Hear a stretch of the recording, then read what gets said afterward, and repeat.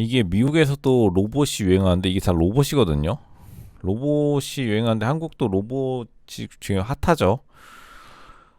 자율주행 장치 로봇인데 AI를 활용해 더 안전하게 작업하는 방법이죠. 기업들은 부상을 예방하기 위해 인공지능 기반 도구에 의존하고 있지만 근로자들은 우려를 표명합니다. 아마존의 뉴저지 턴파이프 인근 창고인 뉴저지주 카트라이트에 위치한 주문 처리 센터에서는 선반이 작업자가 다가오는 거죠. 선반이 작업자가 다가오는데 굉장히 좀 멋있네요.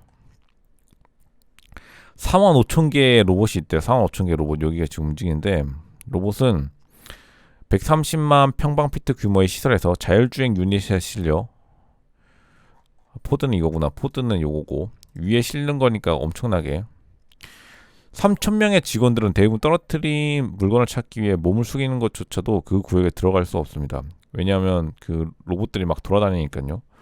생각보다 되게 크고 무거워 보이는데 또 잘 움직이네요. 아마존은 2019년부터 2022년까지 시간 손실 제외율이 69% 감소했다고 밝혔습니다.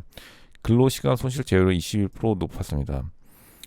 그 위험한 상황, AI 감지죠. 이거는 이제 요즘에는 안전관리도 AI가 띠릭해가지고 경고 메시지를 빠박 쏴주는 때문에 컴사이언스 실시간 CCTV를 감시하는 건데 이런 유형의 데이터가 없었다면 빈도로 사고가 발생하고 있다는 사실을 알지 못했을 것입니다.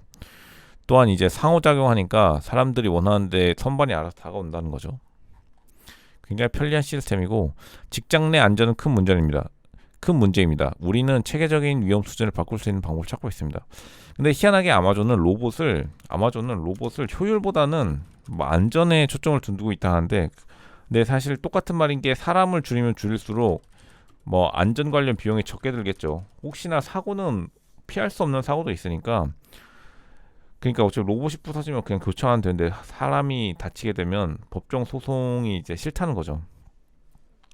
그런 측면에서 로봇을 안전관리 비용으로 본다는 게 좀 이제 비싼 배달 메뉴 비용 누가 부담하는지는 미국에서도 참 그 문제 중에 하나인데 우버이츠도 미국도 배달 앱이 많이 활성화되어 있어요. 우버이츠나 뭐 도어대시 이런 것들이 많은데 도어대시 배달 앱은 주문에 수수료를 부과합니다. 수수료가 좀 세요. 근데 뭐 자전거로 타고 다니시는 분들이 대부분 차로 타고 다니시거든요. 뭐 이건 뉴욕인 것 같으니까 자전거로 되는 것 같은데 음식 배달 서비스 업체들은 일부 레스토랑이 배달 음식 가격을 지나치게 높게 책정하여 고객을 겁주고 있다고 말합니다. 그러나 레스토랑이 가격을 제고하도록 설득하는 것은 쉽지 않은 일입니다. 그러니까 이제 배달료가 비싼 것을 이제 레스토랑 점주가 너무 음식 가격을 비싸게 해서 어쩔 수 없다라고 말하고 있죠. 왜냐하면은 콜 건수가 많이 지금 안 나오기 때문에 적은 건수를 많이 받으려면 뭐 배달료를 올릴 수밖에 없다. 이러한 지금 뭐 의견 대립이 있는데 주문의 15에서 30%를 수수료 부과하는 우버이츠 굉장히 비싸죠. 또한 3월에도 일부 도시에서 레스토랑의 배달 메뉴 가격이 매장과 동등한 수준이거나 소비자에게 표시하는 라벨을 테스트하기 시작했습니다. 인플레이션과 경기 침체를 겪고 있는 배달 앱과 레스토랑 간의 줄다리기 일환입니다. 그러니까 배달 앱과 그 식당 업주 간의 긴장이 미국에서도 지금 굉장히 뭐 치열한데 뭐 앞으로 있어서 프리미엄 비용이 마음에 들지 않습니다. 하지만 편리함을 위해 비용을 지불합니다. 결국에는 이게 누가 주도권을 잡아가느냐. 배달 앱이 주도권을 잡아서 음식 그러니까 식당 사장님들한테 가격 결정권을 배달 앱이 좀 가져가고 싶은 마음이 있을 것 같은데 식당 업자는 절대로 그건 가격 결정권을 자기한테 있고 그냥 배달료만 받아가라라는 업장들이 많기 때문에 긴장을 하고 있지만 소비자들은 사실 편리함에 되게 플러스 알파를 줘서 소비자들은 약간 배달 앱 쪽에 우호감을 가진다라는 기사 내용이 계속해서 뜨고 있네요. 존슨앤존슨즈가 400억 달러 규모의 분할로 제약 의료기술 확장을 위한 발표한 말인데 거대 헬스케어 기업이 소비자 건강 사업을 분리하면서 나머지 사업에 자본을 배분할 수 있는 수십억 달러의 현금을 확보했다고 해요. 뭐 캔뷰 주식 매각해서 132억 달러, 132억 달러면 한 꽤 되네. 한 13조 되나요? 13조?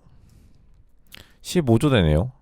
80%를 매각하고 단연간에 걸친 노력의 결실로 구조조정, 경영진은 혁신개발과 의료기술 및 제약사업 확장에 더욱 집중할 수 있게 되었습니다. 최고 수준의 의료기술 회사와 제약회사가 되어야 됩니다. 조셉 워크는 말합니다. 이것이 중기적으로 우리를 이끌 것입니다.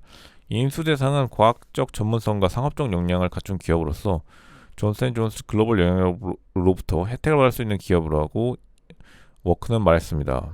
유기적인 자체 개발과 인수 및 파트너십을 통한 확장을 50대 50으로 배분하여 계속 이루어질 것. 전략적으로 합리적이어야 됩니다.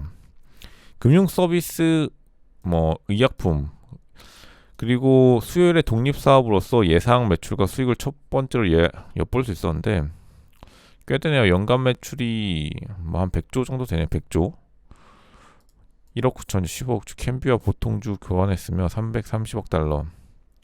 330억 달러면은 한 35조 주식 판매, 42억 달러의 현금을 거둘 것이고 정리 작업, 교환 제한, 좌초 비용 제어, 가장 성장에 내린 사업 부분의 손실, 남은 회사의 마진이 높아질 것이라고 말했습니다. 소비자 수입은 줄었지만 그 주식을 처분할 수 있었기 때문에 수입은 거의 비슷하게 유지할 수 있었습니다.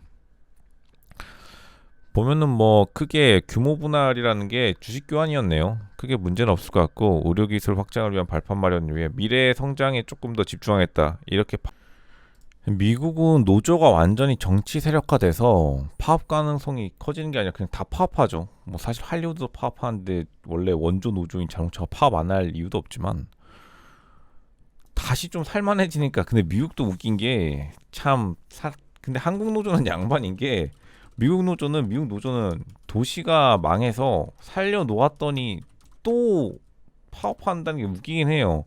솔직히 한국 노조는 그 회사 망한다면 다시 일이라도 하면서 파업하는데 미국 노조가 진짜 근데 문제가 많긴 해요. 미국 노조는 그래 더 웃긴 건 뭐냐면 그냥 대놓고 정치 자금 주는 걸로 유명해요.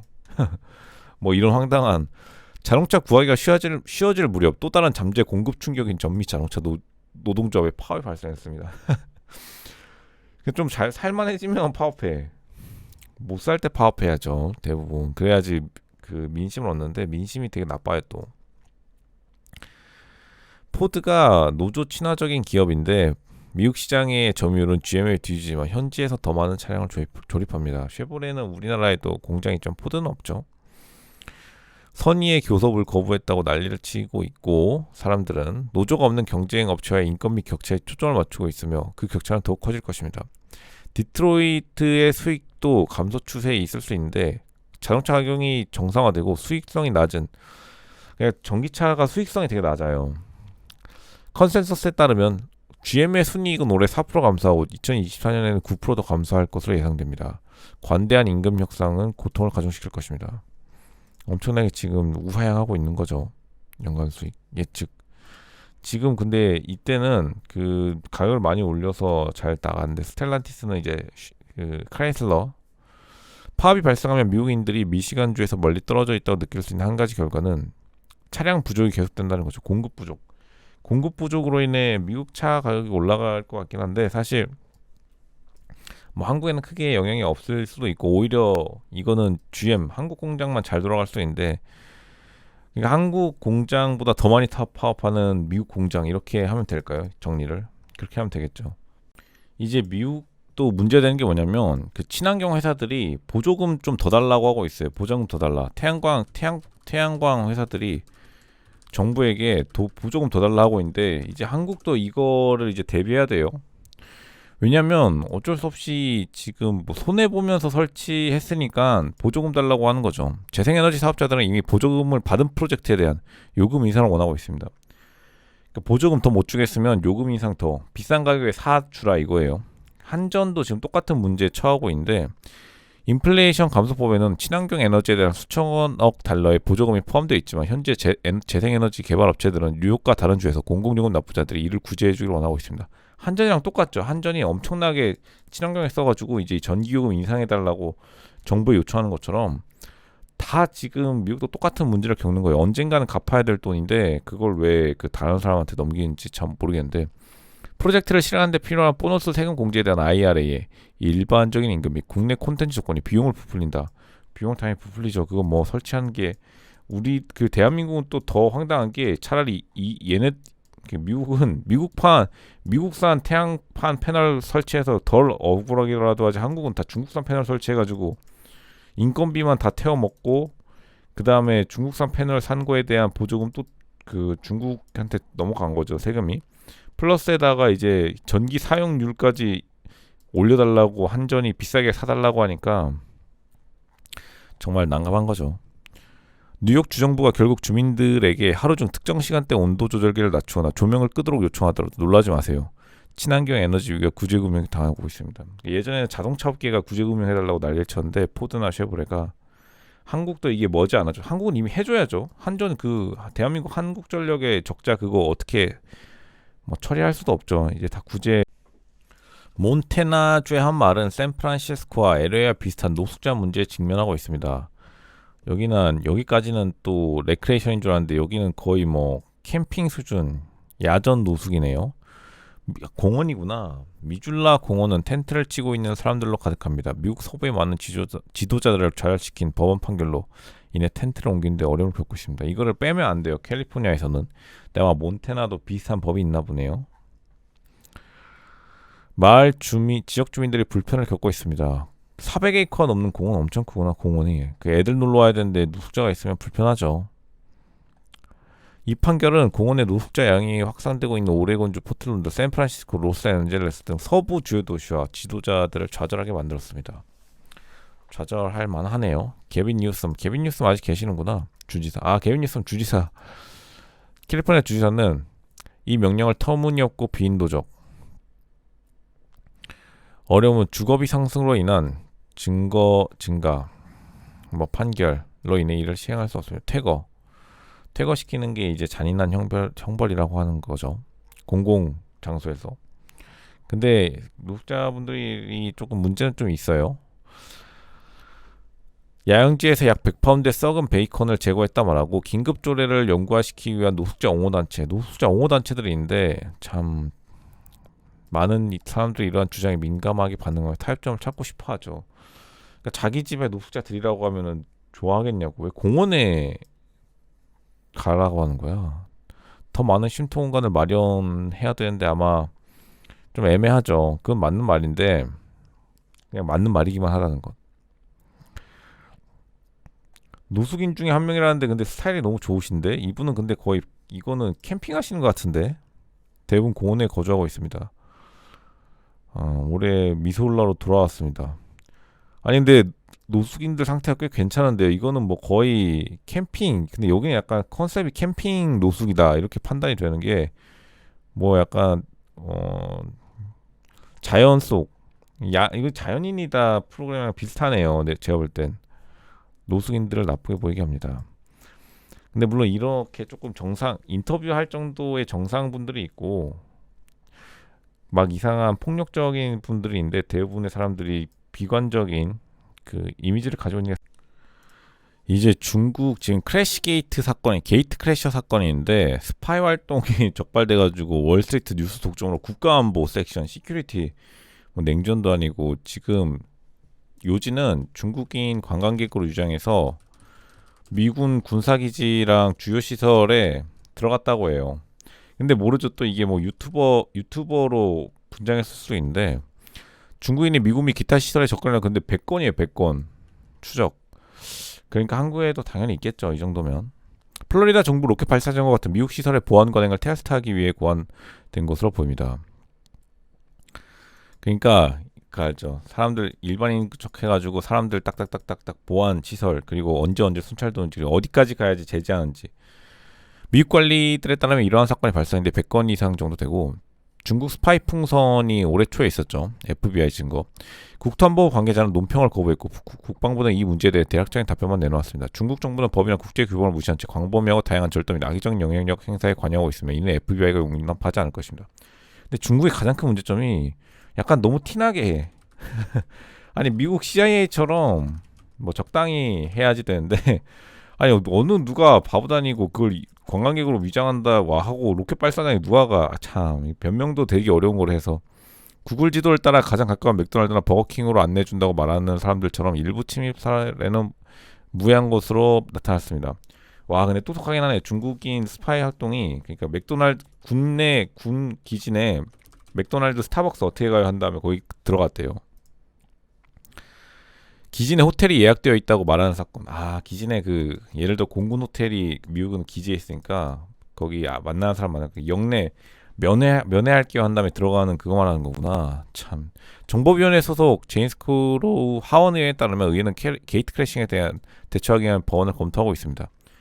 아, 그게 이게 그러니까 내부에 있는 미군 기지에 맥도날드 스타벅스가 있으니까 거기 어떻게 가요? 혹은 친구 만나러 가요 한 다음에 그냥 들어가는구나. 참나. 정말 그 중국 분들도 정통한 관리들은 고의로 기지에 침입한 사람은 대부분 잠깐 구금되면 출국 조치되는 경우가 많답니다. 근데 사실 저 뭐냐 출국 조치가 적은 그 뭐냐 경미한 사건은 아니에요. 출국 조치 굉장히 큰 거고 무조건 나가야 되거든요.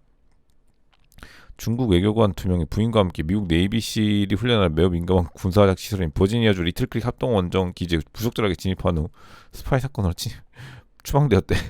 아니 여기를 왜 들어가 대체? 아 참 중국 분들도 동아시아 사람들에 대한 인식이 좋아지도록 조금 하려면은 조금 공식적인 채널을 통해서 관광객을 유치하면은 진짜 관광객들이 피해를 미국인의 이상적인 가족 사이즈는 출산율이 시사하는 것보다 더 커요. 그러니까 이거 그 가족이라는 거는 숫자로만 해결하기엔 애매한 게 있어요. 한번 보시죠. 실제 출산아 수가 감소함에 따라 근데 보세요. 3명 이상의 자녀를 원한다고 답한 미국인의 비율은 증가했습니다. 결국에는 어느 정도 사람이 좀 없어지면 쓸쓸해서 사람들이 더 낳고 싶어진다는 거예요. 자연적으로. 한 가정의 이상적인 자녀 수는 몇 명이라 생각하시나요? 90년 가까이 거의 100년 가까이 다양한 설문조사를 했는데 미국인의 실제 출산율이 낮아짐에도 불구하고 3명 이상 가지고 싶다는 사람이 늘 늘어난다는 거예요. 왜냐하면 경제만 좋아지면 무조건 더 낳고 싶은 게 인간의 본성이란 말이에요. 본성을 거스르지 마세요. 미국의 출산율은 시간이 지남에 따라 인구 규모를 안정적으로 유지하는데 중요한 대체율이 출산율 아니라 대체율을 쓰는데 여성 1인당 2.1명 아래로 떨어지고 있다는 기사를 읽으셨을 것입니다. 이러한 배경에도 불구하고 놀라운 사실은 미국인은 여전히 압도적으로 2-3명의 자녀를 낳는 것을 이상적으로 여긴다는 것입니다. 이상적인 가정 규모. 미국의 합계 출산율이 낮아지건 보시면은 낮았다가 올라갔다 그래요. 경제가 좋아지면 또 올라간다고. 이게 무슨 누가 여러분들이 아니라 그러면 정부가 지원해주면 다 연애를 하나? 어쨌든 이상적인 가족 규모는 늘 일정해요. 보시면 놀랍도록. 그러니까 출산율은 어떻게 보면 환경에 영향을 받는 거고 미국 사람들이 생각하는 이상적인 가족 규모가 둘에서 3명이라고요. 사람들은 늘 많이 낳고 싶어 한다는 거예요. 심지어 미국인이라도 우리가 미국인이라면 엄청나게 세련된 라이프 스타일을 살고 있을 것 같지만 사람 사는데 비슷하다고. 결국에는 아이를 가질 의향이 없다는 것인데 거의 포착되지 않는 부분입니다. 10%에서 12% 개인적으로 거의 없다는 거죠. 거의 설문조사에서 거의 잡히지 않는 거의 오차범위 수준 내고 출산율을 지원하는 정책이 사람들에게 원치 않는 삶을 강요하는 것인지 아니면 원하는 삶을 삽도록 돕는 것인지 명확히 하는데 도움이 되기 위해 중요하고 스톤은 말합니다. 가족 목표를 달성하는 데 돕는 방법이 정부 지원이 무조건 답은 아니고 그거를 한번 살펴본 다음에 해야 되는 거라는 말. 북한 김정은이 이제 푸틴과 만날 예정이라고 하는데 좀 특이한 일정이긴 하겠네요. 러시아를 방문할 것으로 예상되며 이는 모스크바가 협상에 가속화되고 있는 신호라고. 한국의 풍산이 그 탄약 만든 업체죠. 업체가 이제 서방을 지원하듯이 북한도 러시아를 지원할 것 같은데 러시아와 북한 간의 무기 협상이 활발히 진행되고 있다면서 미국 관리들이 말했고 미국 관리들은 2022년 말에 방어그룹이 사용할 보병 백악관은 모스크바 평양 무기 협상이 진전되고 있다는 새로운 정보를 입수했다 공개적으로 밝혔습니다. 공개적으로 밝혔으니까 이제 곧 가겠죠. 근데 북한도 이게 웃긴 게 졸지에 북한과 남한이 최대 군사 공장이 되어버렸네요. 우리 서로 날치고 있다가 약간 특별하게 또 수출까지 하게 되는 분쟁의 수출인가요? 서로 친하게 지내면 좋겠죠. 뜬금없이 월스트리트저널에서 이머징 마켓에 투자할 것인가라는 재무 그게 나왔네요. 신흥국 주식 ETF는 고성장 시장에 대한 노출을 제공하지만 변동성이 클 수 있습니다. 이러한 투자의 장단점을 살펴봅시다. 한번 보죠. 신흥마켓 ETF 169개이며 총자산은 2,960억 달러. 별로 안 되네요. 350조? 재정구분은 이 섹터. 장점은 뭐 빠르게 성장한다. 근데 요즘은 선진국이 더 빠르게 성장해요. 미국이 중국보다 뭐 2배 성장했는데 뭐. 대만 신흥경제국. 대만도 조금. 대만 뭐 TSMC 빼고 솔직히 뭐 떠오르는 게 없긴 해요. 신흥신앙 ETF. 근데 사실 한국 입장에서는 테슬라 산 사람만 돈을 많이 벌었죠. 그러니까 진짜 예전에는 이런 신흥시장이 인기가 있었죠. 브릭스 펀드. 그렇게 해서 부자 된 분들은 한 번도 못 보고 대부분 테슬라에서 부자 된 분들 또 몇 명 많이 봤어요. 브라질. 근데 조금 좀 애매하긴 해요. 브라질 스몰캡. 이해는 가는데 사실 뭐 굳이 해야 되나? 이런 생각. 단점. 신중하게 접근해야 되는데 국제 ETF보다 변동성이 큽니다. 국제 ETF는 뭐 TQQQ, SQQQ가 있겠죠. 대표적으로. 신흥국 ETF 투자하는 것을 꺼린다.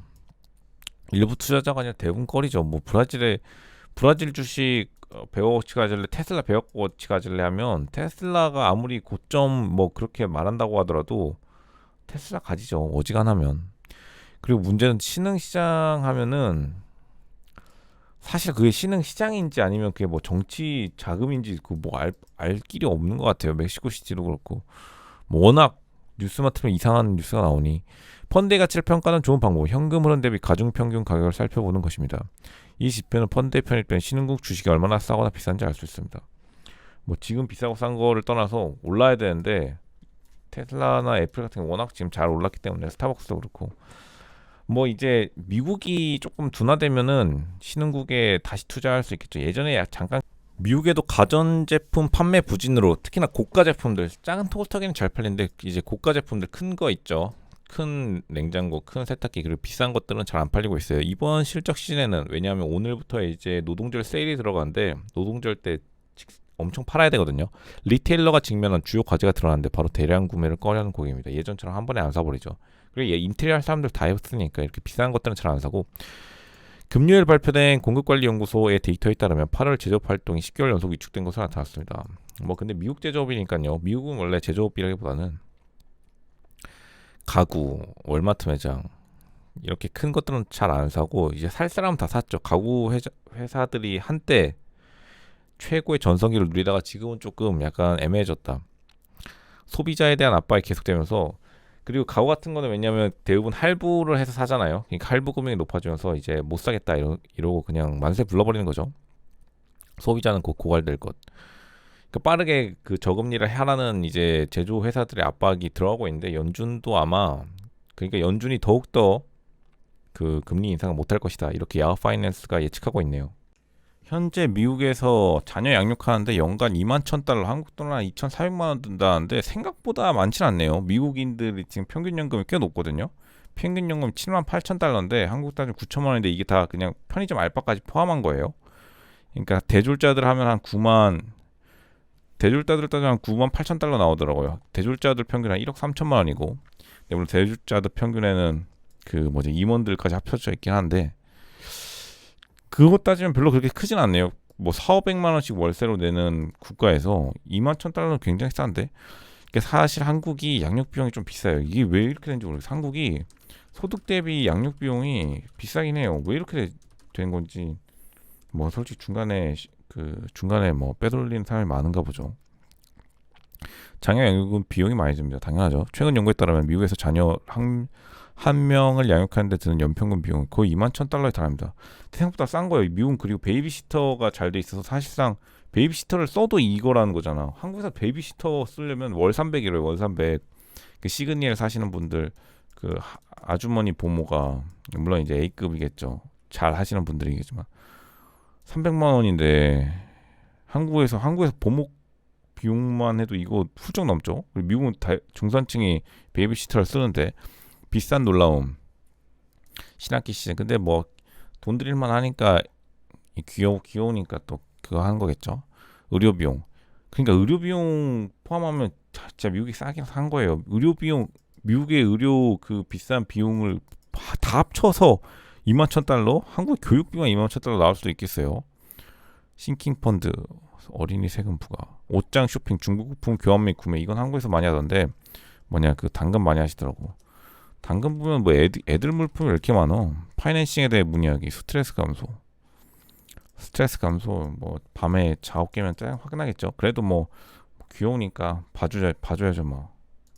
근데 이제 메릴랜드 대학이 계속해서 트위터를 보내고 있는데 주말에 한창 동안 그 감정적인 트윗을 올리다 또 올렸어요. 분이 안 사갔는지. 근데 보면 아시겠지만 보세요. 한번 보시면 신경외과 의사나 프로 NBA 선수, 이제 농구 선수거든요. 미국 대학이니까 미국 농구 선수. 그러니까 제가 볼 때는 제가 계속 느끼는 게 뭐냐면 지금 특히나 초년도체 부정론자 분들이 특징이 있는데, 첫 번째 의사에 대한 열등감이 엄청나고, 두 번째는 이 스포츠 그러니까 슈퍼스타에 대한 열등감이 엄청나요. 그러니까 이게 이 말을 했다는 것 자체가 이 메릴랜드 대학 이 담당자가 신경외과 의사나 프로 NBA 선수를 늘 의식하고 있다는 거예요. 왜냐하면 프로 NBA 선수가 돈을 많이 벌잖아요. 마이클 조던이잖아, 말 그대로. 신경외과 의사는 이 세상에서 아무도 과학자를 의사로 하고 슈퍼스타를 하지 않아요. 근데 이번 초인도체를 통해서 자기가 이제 슈퍼스타 같은 스포트라이트를 받으니까 기분이 좋아가지고 이러는 건데, 평상시에 얼마나 이렇게 열등감을 가지고 있었으면 이거를 자기의 비교 대상으로 삼는지도 참 웃기긴 해요. 초인도체 부정자, 특히나 과학기에 종사하시는 분들이 진짜 의사와 슈퍼스타에 대한 열등감이 엄청나. 이거 진짜 웃기는 것 같긴 해요. 근데 공통적으로 드러나는 특징이에요, 대부분. 그러니까 뭐 자기가 의사보다 쿨한 사람으로 묘사되는 적이 한 번도 없어요. 미국 영화나 드라마에서도 과학자가 무슨 뭐 쿨한 사람을 뭘 그렇게 묘사해줘. NBA는 어처구니가 없고, 아니 무슨 운동선수랑 과학자 이미지부터가, 운동선수 완전 연예인이고, 또 바런스가 중국에 대해 팩폭을 날렸는데, 중국 지도자들은 경제 침체를 막을 수 있다. 막을 수 있었죠. 지금도 막을 수 있고, 하지만 통제에 대한 욕구가 걸림돌이 되고 있습니다. 통제 못 참지. 통제 가장 좋아하는 거. 통제 못 참죠. 남을 조종하는 거 못 참지. 전 세계가 인플레이션과 싸우고 있는 가운데 정부의 정책 기반자들은 더 걱정스러운 디플레이션이라는 유령을 물리치기 노력하고 있대. 다른 사람들 지금 다 그 도시락에서 김밥 꺼내는데, 한 사람만 이제 갑자기 여기 뭐 당근 같은 거, 생당근 꺼내 있어서 유치원 선생님들 바로 지금 달려왔죠. 걱정스러워서. 근데 괜찮다고 하는 중국 분들. 중국은 1990년대 일본과 같은 디플레이션에 빠지면 소비자는 지출을 미루고 부채 상황에 집중할 것입니다. 저축률은 참고로 오르고 있어요. 그러니까 돈을 안 쓴다는 거죠. 돈을 다 안 써버린다? 대참사가 발생하는 거죠. 왜냐하면 돈을 안 쓰면 그럼 누가 사죠? 중국 물품 누가 사죠? 미국인이 와서 사줘야 되나? 미국인이 와서 사주고 싶은데 이제 경제 제재가 들어가 버렸죠. 사고 싶어도 못 사요. 중국의 최고 정치 기반자들은 의미 있는 계획을 시행함으로써 이 악순환을 뿌리내리기 전에 멈출 수 있을 것입니다. 중국에서 나오는 수치를 보면 당면한 문제가 명확해집니다. 계속 나오는 문제들은 뭐 중국 청량 실업률 어차피 발표도 안 할 거 구구절절 어쨌든 심각하다는 것만 알고 있어요, 다들. 중국의 소비와 기업 지출이 지속적으로 감소하면 브라질, 말레이시아, 남아공처럼 중국으로부터 멀리 떨어진 국가들, 그리고 궁극적으로 중국의 경기 둔화로 가장 큰 영향을 받는 것은 중국 국민일 것입니다. 여전히 상호 연결된 전 세계에 걸쳐 경쟁 문제와 그 밖에 다른 문제를 의미할 수 있습니다. 사실 이거 바론스가 브라질 이거 얘기는 브릭스인데, 브릭스는 솔직히 변명이고, 브릭스에 백날 팔아봤자 미국 한 명한테 파는 게 직방인데 미국이 막 켜져 있으니까 초연결. 미국한테 잘 보여서 미국이랑 같이 친하게 지내서 지금 바론스가 월스트리트 저널 자매지 투자한 사람들 많겠죠. 제발 좀 투자 금액 회수하게 해달라는 이 간곡한 요청을 중국의 이제 중앙당 리더들이 내 자리 지켜야 돼 이러고 그냥 무시하고 있는 상황이죠. 내 자리 지킬게 이러고, 중국은 나 정치할게 하고, 해외 투자 자본들은 돈 좀 빨리 회수하게 해줘 하고, 미국은 나 내년에 대선이야 이러고 있으니까 서로 그냥 딴 생각하고 놀고 있는 거죠. 중국은 개발도상국인가 블룸버그에서 그렇게 생각하지 않습니다. 근데 지금 하필이면 경제 성장이 낮아질 때 이렇게 또 이게 G20 빠진다고 하니까, 미히르 샤르마, 딱 봐도 이름이 인도분 같은데 인도 기자분이 조금 중국 저격하는 것 같아요. 중국이 잘 살면서 왜 개발도상국에 껴져 있냐라고 물어보신다면, 한국도 지금 참고로 개발도상국에 끼워져 있습니다. 그러니까 혜택을 좀 많이 받고 있는 거죠. 중국은 개발도상국 지위를 스스로 결정함으로써 포기하기 싫은 유형 및 무형의 혜택을 모두 누리고 있죠. WTO 협상에 또 혜택을 누리고 있고, 중국이 뭐 이것저것 탄소 배출권에도 혜택을 누리고 있죠. 피해를 입는 것은 글로벌 사우스. 글로벌 사우스가 뭐냐면 최근에 이렇게 얘기했는데 인도라고 생각하시면 돼요. 인도를 글로벌 사우스로 하더라고요, 요즘엔. 중국은 아시아에서 우방과 영향력을 잃고 있습니다. 중국이 이게 가장 문제예요. 예전에 사실 한국에도 친중이 많았거든요. 그게 사실 2009년까지만 하더라도 중국 좋아하시는 분들 되게 많았어요. 그리고 중국이 왜냐면 옛날에는 조금 대국이고 점잖은 면이 있기 때문에 대륙에 뭐 어쩌고저쩌고 놀리긴 했지만 이 정도로 사람들이 한국도 중국을 미워하지 않았는데, 이제는 뭐 한국이 그나마 나을 정도로 다른 국가가 너무 미워해가지고 왜 이렇게 하는지 모르겠어요. 특히 인도랑 관계가 진짜 안 좋아서 중국 인도가 거의 뭐 무슨 왜 그렇게 싸우는지 모르겠어요, 사실.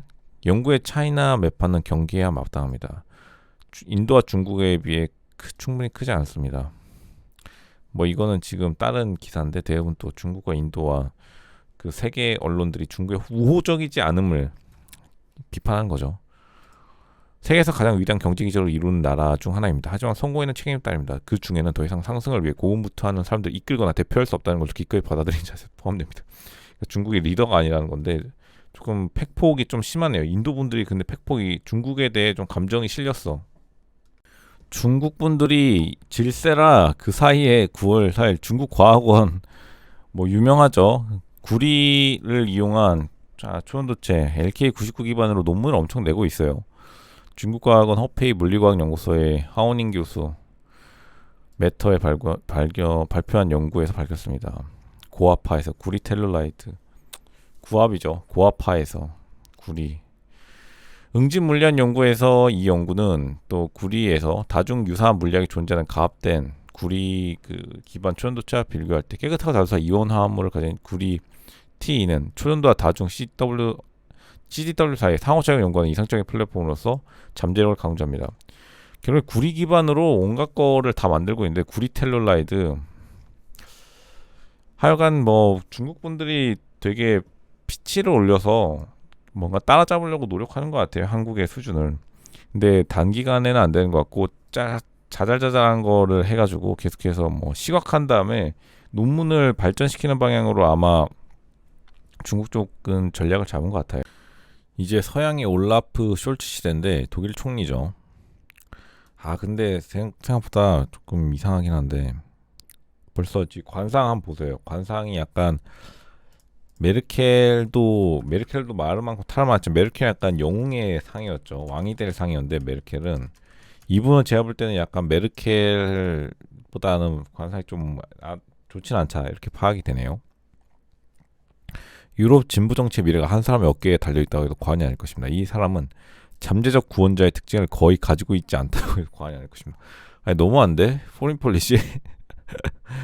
아니 근데 해외 언론들은 그냥 노빠꾸로 그냥 바로 비난부터 하고 시작해가지고 좀 무서웠긴 한데 올라프 숄츠는 2021년 12월 전후 독일의 9번째 총리로 취임하면서 최대한 말을 아끼며 취임했습니다. 그는 선거운동 동안 그는 보수적인 기독교 민주연합과 녹색당의 두 라이벌이 반복적으로 공격에 처하는 모습을 지켜보았습니다.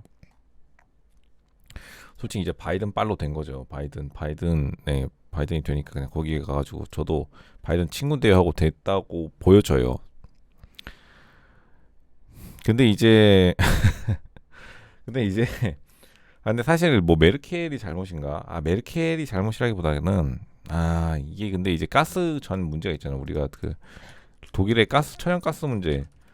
그러니까 수입을 저쪽에서 하고 또 탱크는 또 반대 국가에 지원하는 이런 어처구니 없는 정책의 1인자라서 사실상 지금 독일이 전 세계 비웃음거리죠. 거의 뭐 이거 스타크래프트 하시는 분들도 이게 무슨 상황이지 할 정도로, 게임도 이런다고 하면은 게임도 장난치지 말라고 할 텐데 게임이 아니라 이게 현실이에요. 자신이 돈 주는 국가에 반대하는 국가에 세금을 쓰고 또 세금을 써서 또 지원한다. 이건 뭐 물음표 찍히는 건데 숄츠의 연설은 수년간 방치되고 예산이 부족했던 독일 연방군의 쇠락한 상태에다 논쟁을 촉발시켰습니다. 자기 탱크 보냈는데 자기 탱크를 부수는 국가에서 천연가스를 1년에 수조 원씩 수입한다. 뭐 거의 자선 사업가죠. 러시아 교즘 다른 정당에 속해 있음에도 불구하고 의도적으로 메르켈의 자연스러운 후계자로 묘사했대. 아, 메르켈 분이 문제는 많았지만 이 정도로 어처구니 없이 외교 경제를 펼치지 않았죠. 진정한 수혜자는 현재 숄츠의 사회민주당보다 앞서고 군소 연정 정당들을 앞서고 있는 독일을 위한 대안. 굉장히 오른쪽에 계신다 해요. 독일을 위한 대안. 벌써부터 무서운데 약간.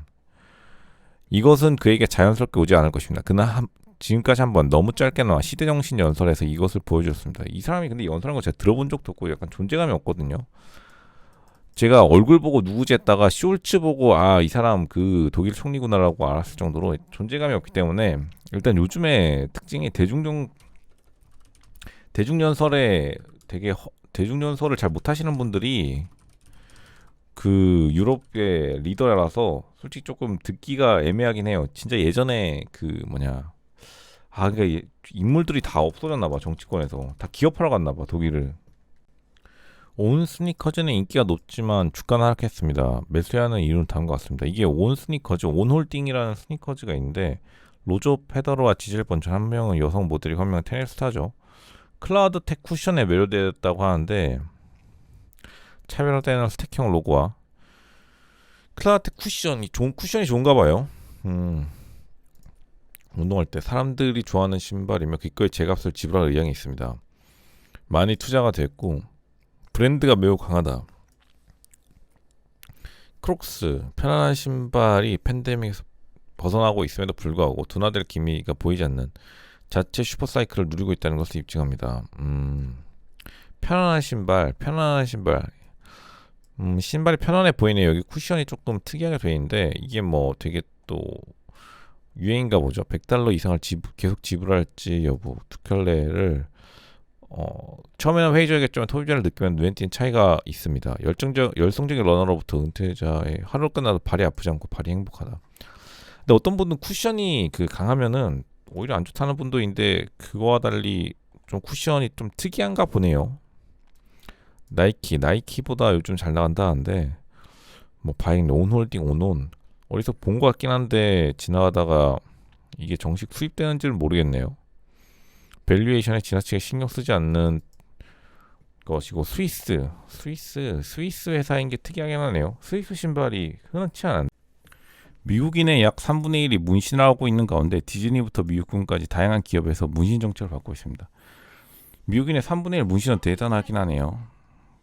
굉장히 지금 또 놀라운 뉴스인데 문신이 금기시되고 있다.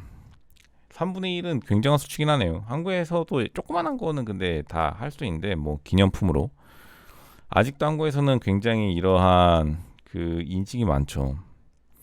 이런 것들을 바꾸기 위해서 사실 한국에 근데 미국 문신은 남을 위협한다기보다는 자신의 개성이 있거든요. 근데 한국은 대부분 또 정해져 있잖아요.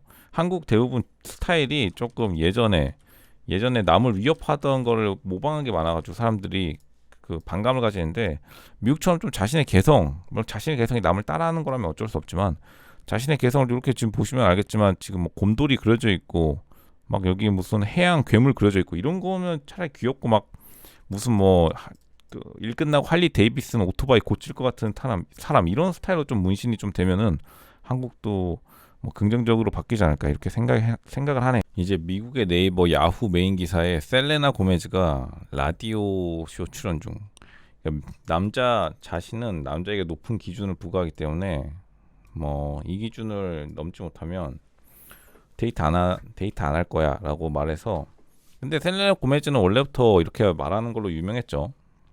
그러니까 뭐 그 기준이 그리고 또 너무 황당하진 않은데. 근데 또 일침을 또 해줬죠. 또 우리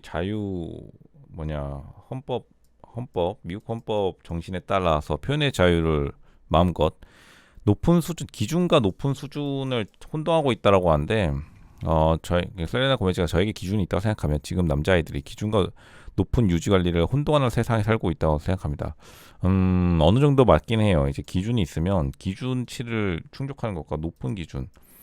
그러니까 근데 사실 남자 입장에서는 여자 입장에서는 그렇게 생각했지. 남자 입장에서는 셀레나 고메즈 같은 사람이 어쨌든 간 기준을 세우면 다 따라하잖아요. 또 셀레나 고메즈가 이랬다더라 하면은 요즘에는 미국이 해도 금방 또 한국에 그 유입되는 세상이잖아요. 기준이 뭐 미국 사람들이 타는 현대차랑 우리나라 타는 현대차랑 크게 다르진 않으니까요. 뭐 BMW 같은 건 거의 똑같은 거고.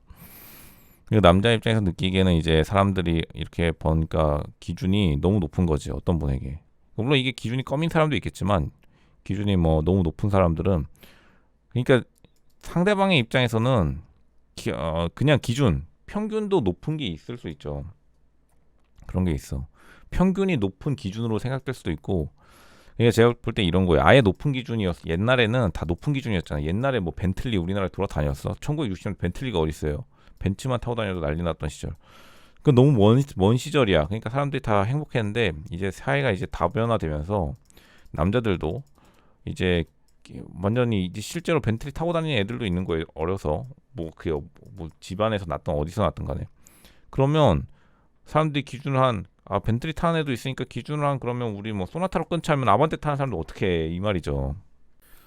애플이 결국 10년 만에 처음으로 아이폰 포트 충전기를 이제 바꾸는데, 이미 아이패드는 참고로 USB-C를 사용하고 있어요. 역사상 처음으로 가장 파격적인 신화를 시도했는데, 그 10년 전에 아이폰 커넥터가 이거 기축한 거에서 요만한 걸 바뀌었죠. USB-C로의 변경은 골칫거리가 되지 않을 것인 게, 왜냐면 이제 이럴 줄 알고 아이패드가 이미 변경되어 있기 때문에, 현재 도킹 시스템 여러 개를 가지고 있기 때문에 당분간은 공존할 거라고 생각해요. USB-C는 이미 보편화되어 있고 무선 스피커 시스템이 대세고 무선 충전도 이미 보편화되어 있지만 유선 충전이 빠르긴 하죠. 근데 사실 이거를 EU가 강제한 건 조금 방법론 쪽에서 잘못됐다 생각해요. USB로 실어 전환하는 이유가 무엇이든 이는 사용자에게 이득이며 새로운 포트는 올해 아이폰 15 시리즈로 업그레이드해야 하는 가장 좋은 이유 중 하나일 것입니다. 물론 이제 애플 측에서도 이때다 싶어서 바꾼 것도 있지만 결국에는 마지못해. 근데 이거를 뭐 스스로 냅둬야지, 기업에 대한 거를 EU가 하도 난리를 쳐가지고 바꿔준 건데, 오히려 이로 인해서 애플로 쏠림이 많이 심화될 수도 있어요. 기존의 갤럭시 쓰던 분들이 애플로 넘어올 수 있는 유럽 시장에 한해서 뭐 교두보가 될 수 있죠. 실제로 이 라이트닝 케이블의 접근성이 얼마나 그 핸드폰 선택에 영향을 많이 미치는지 모르겠지만, 근데 왜냐면 그 액세서리, 갤럭시에만 쓰이는 액세서리를 이제 아이폰에 쓸 수 있다면 그 USB-C가 좀 유용한 것도 있거든요.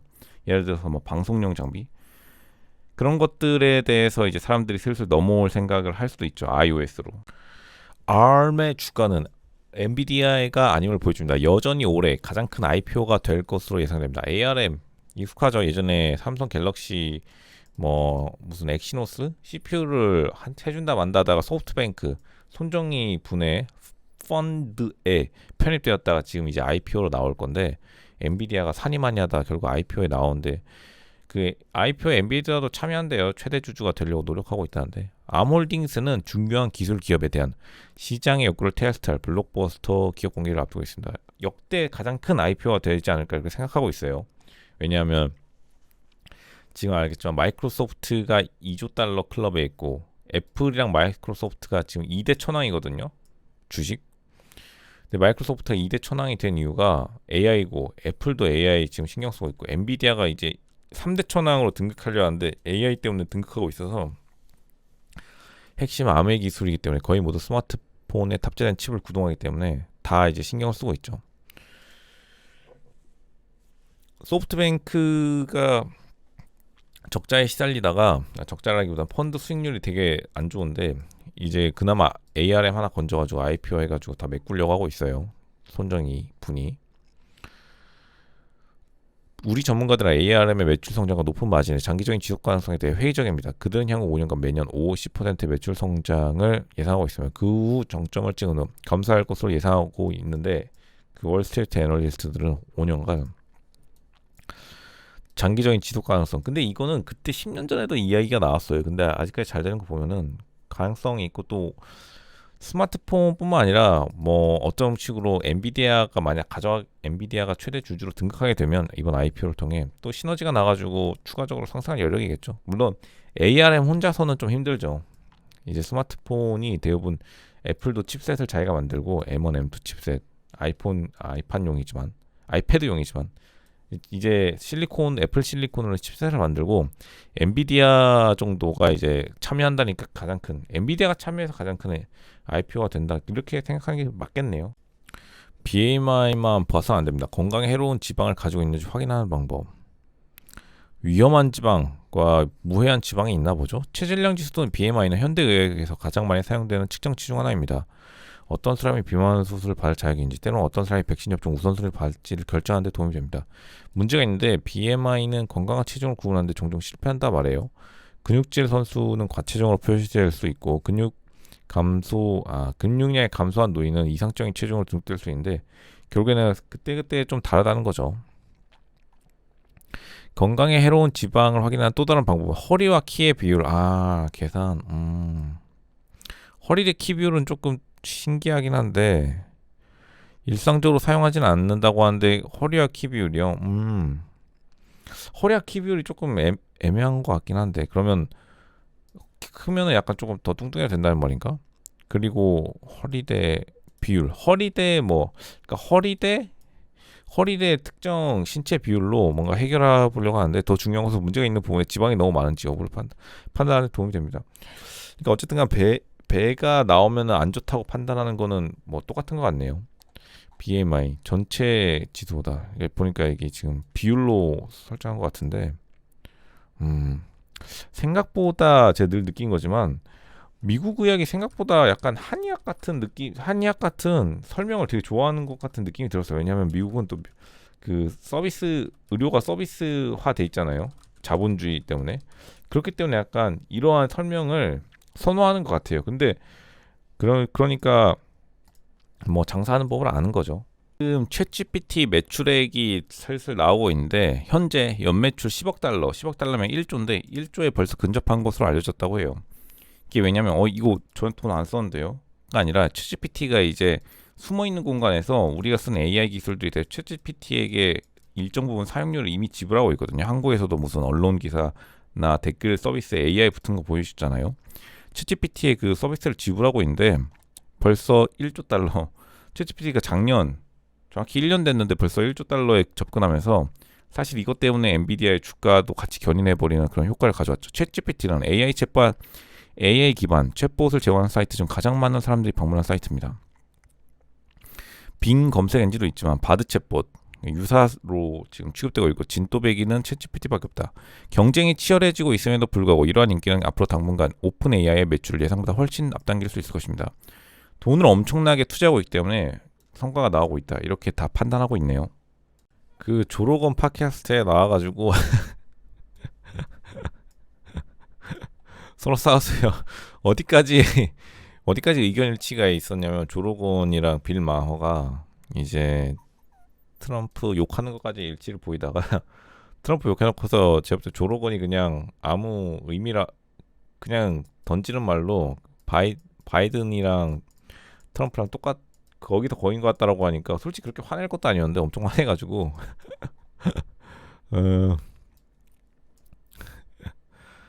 이렇게 했네요. 근데 사실 뭐 이해는 가요. 나이 드신 미국인분들에게 그 미국 민주당, 미국 진보라는 건 자신의 젊음이나 마찬가지예요. 젊음. 이게 멋쟁이 클린턴가 자신을 동일시 평생을 살아온 거예요. 미국의 그 나이 드신 분들에게 민주당이라는 거. 그리고 존 F 케네디, JFK. 근데 사실 이때까지만 해도 미국 진보가 사실 나쁘지 않았거든요. 클린턴까지만 하더라도 그 넉넉 잡아서. 근데 그 이후로 이제 우회항을 했다. 그러니까 나이 드신 미국인 분들에게, 근데 미국 민주당이 이미 그 분열했어요. 지금 이미. 그러니까 옛날식 JFK식 그 민주당을 지지하는 사람이 있고, 이제 완전히 다르게 접근하는 소위 MZ 정치인들의 모임이 있거든요. 그러니까 여기서 이제 스스로 나이 드신 빌 마허 유명인이죠. 민주당 지지자분인데 사실 현실이 믿기지 않겠죠. 원래 근데 사실 트럼프도 민주당이었다 공화당 넘어간 거잖아요. 그러니까 사실 늘 변하는 거죠. 세계라는 게. 그 스페이스X 지금 왔다 갔다 하고 있는데 우주 비행사들이 이제 스페이스X 일론 머스크 우주선 타고 계속해서 국제 우주 정거장에 왔다 갔다 하고 있어요. 근데 어저께 돌아왔거든요. 실시간 중계하고 있던데 뭐 내려오는 거는 예전이나 지금이랑 다를 게 없네요. 근데 사실 그 조만간 달에 갈 거라고 하는데 다시 달 착륙을 시도할 거라는데 뭐 빨리 한번 해봤으면 좋겠어요. 왜냐하면 우주 정거장은 이제 조금 식상하고 달에 가가지고 이 콘텐츠를 좀 만들면은 사람들이 우주 시대에 대한 열망이 차오르지 않을까 생각하고 또 최근에 그 스타필드라는 미국의 그 게임이 엄청나게 흥행했는데 이 흥행했다는 것 자체가 사람들이 이제 우주 시대를 기다리고 있다는 거 아니겠어요? 저도 사실 우주 시대가 빠르게 발전해서 화성에 사람들이 집 짓고 사는 거 한번 보고 이 세상을 제 눈으로 감상했으면 사실 바람이 있긴 해요. 왜냐면 너무 아쉬울 것 같아요. 우리 진짜 우주 시대 딱 그 전에 우리 시대가 끝난다면 너무 아쉬우니까 좀 빨리빨리 해서 달 착륙한다는 거 좀 앞당기고 화성도 그냥 가면 안 되나? 이게 지금 왔다 갔다 하는데 물론 뭐 기술적 한계가 있겠죠. 갔다 왔다 하는데 화성 같은 경우에는 엄청나게 걸린다고 하니 결국에 미래는 또 나사와 일론 머스크 스페이스X 미국에 달려 있네요. 되게 또 패치를 멋있는 거 달고 하셨. 더 나은 이제 약간 부업 느낌이거든요. 그러니까 기거크라는 게 약간 부업 느낌이라고 보시면 되고 원래는 그 자신의 뭐 주 업무 그러니까 전업 주업을 이야기하던 건데 부업도 이제 기거크라고 대충 하는 거죠. 공공정책과 비즈니스 관행을 다루고 기워커가 설계한 좋은 기워크를 위한 청사진이 있다면 문제를 해결할 수 있습니다. 한번 보죠. 어떻게 해결할 수 있는지. 캘리포니아 농비치에서 26세 보육사로 일하는 베레니즈는 지난 몇 년 동안 좋은 일자리를 찾는데 어려움을 겪어왔습니다. 어려움을 겪으시는 분들이 많죠. 노동절은 기워커입니다. 대부분의 근로자가 원하는 것, 즉 유연한 스케줄을 제공하고 자신의 재능과 관심사에 적합한 뭐 좋은 일자리를 찾고 있는데 좋은 일자리라는 게 근데 사람이 똑똑해야 되긴 해요. 다양한 출처에서 정규직 이외의 근로자들을 더 잘 지원할 수 있는 방법에 대한 유망한 아이디어를 제시하고 있습니다. 대부분 이제 한국으로 따지면 배달원들과 같은 것들이 대부분이에요. 포용적인 일을 만들기 위해서 투자하는 이 여정에 동참해줄 것을 요청합니다. 미국 경제 공공정책에 이제 사실 배달원에 대한 그 사회보장 정책의 광범위한 편입을 요구하고 있는 건데 미국 사회에서 한국은 근데 어느 정도 그 속속이 되어 있죠. 대충 그 라이더 그룹 혹은 그 직영 배달민족 직영도 아직인지 모르겠는데 무슨 부릉 이런 컴퍼니가 있죠. 미국은 사실상 개인 사업자로 하고 있기 때문에 조금 외로운 측면이 있어요. 미국은 진짜로 그냥 1대1 다이렉트 계약자로 해서 예를 들어 우버이츠를 하면 우버이츠 소속이 아니라 그냥 자기 혼자 간 다음에 수수료만 받는데 수수료가 비싸긴 해요. 건당 비싸긴 한데 이제 이러한 것을 조금 개선해야 되지 않을까 했는데 문제는 미국의 이분들은 뭐 어디 소속되기를 좀 싫어하시는 분들 같아요. 말을 들어보니 테슬라의 중국 판매량은 8월에 9.3% 증가했는데 가격 인하가 효과를 발휘하고 있다네요. 가격을 많이 인하했죠.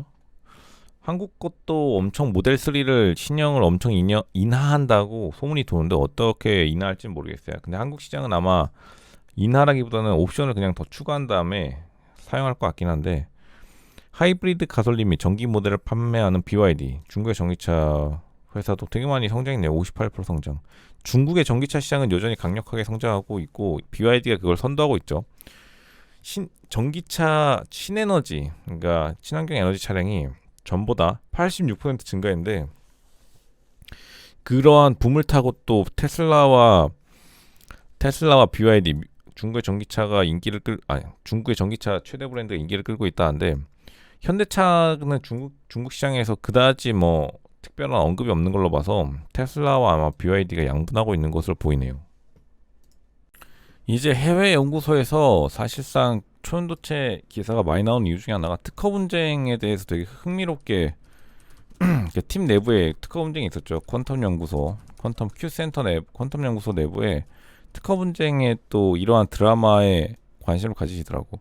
우승의 기쁨 뒤에는 무엇보다 팀 내 의견 불일치가 숨겨져 있음을 밝힐 것입니다.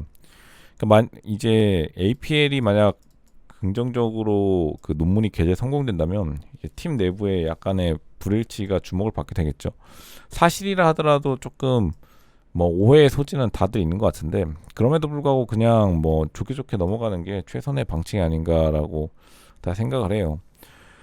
보시면은 지금 뭐 각종 사이트에서 새롭게 뉴스가 지금 나오고 있어요. 초연도체 뉴스가 나오고 있는데, 초연도 뉴스가 계속해서 나오고 있는데, 아마 이러한 분위기는 이제 갑자기 또 긍정적으로 바뀌었기 때문에 네이처지도 약간 입장을 온건하게 바꿨죠.